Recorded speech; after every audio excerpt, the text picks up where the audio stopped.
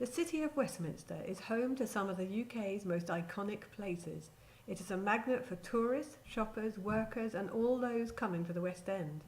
It is also, though, a place where high numbers of road casualties go largely unrecognised.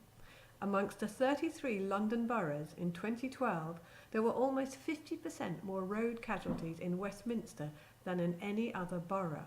More people were killed and seriously injured in Westminster than in any other borough. Amongst car occupants, the numbers killed or seriously injured were amongst the lowest in London. Westminster had the second highest number of cyclists who were killed and seriously injured. But in Hackney, 5% of all journeys are made by bicycle. In Westminster, it is just 2%. The numbers of pedestrians killed and seriously injured were again far higher than in any other borough. Since 2005, the numbers of car occupants killed and seriously injured each year in Westminster has fallen consistently and totalled just 8 in 2012. Over the same period, the numbers of cyclists killed and seriously injured, shown in red, has risen from 31 in 2005 to 54 in 2012. The decline in the numbers of serious and fatal pedestrian casualties, shown in blue, has now been reversed and currently stands at 84, far more than any other group. Those on foot and those who cycle now make up almost 3/4 of those killed and seriously injured on Westminster's roads every year.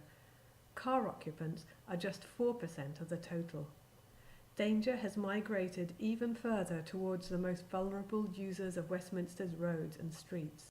So what should the City of Westminster do to make its roads safer for residents and visitors?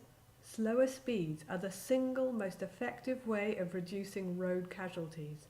Landmark research on 20-mile-an-hour zones found that casualties fall by almost half. The introduction of 20-mile-an-hour speed limits alone can cut casualties by between 1/4 and 1/2. Across London, whole boroughs are changing their speed limit from 30 to 20 miles an hour.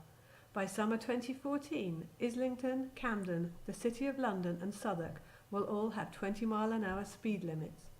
Transport for London itself is introducing 20-mile-an-hour speed limits on a number of its red routes. The map shows in dark blue the boroughs which have adopted 20-mile-an-hour speed limits.